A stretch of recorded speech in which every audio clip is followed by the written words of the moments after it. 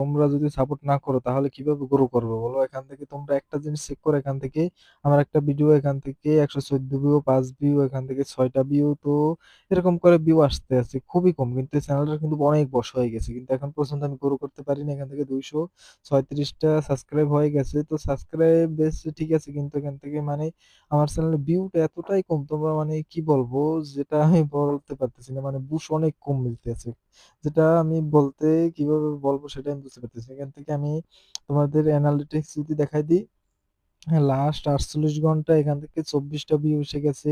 তোমার এখান থেকে এই ভিডিওটাই মনে হয় তো পুশ একটু বেশি হইতেছে, এই যে দেখো 112টা ভিউ, এখান থেকে যে সেই চ্যানেলটাই এখান থেকে মানে 835টা ভিউ এসে গেছে, আর সেখান থেকে দেখো আমার একটা জিনিস, এখান থেকে 19 ঘন্টা ওয়াচ টাইম আইছে, 3টা সাবস্ক্রাইব আইছে। তো এরকম মূলত মূলত ভিউ আসে, তো 48 ঘন্টায় 13টা এখান থেকে কিন্তু ভিউ এসেছে।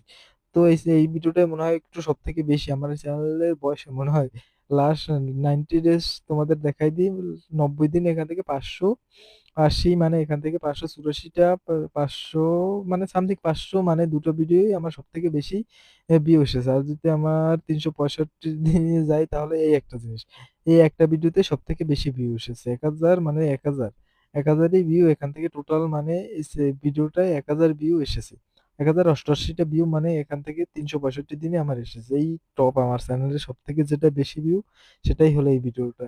আর এখান থেকে দেখো, এখান থেকে দেখো মানে 29 ঘন্টা ওয়াচ টাইম এসে গেছে।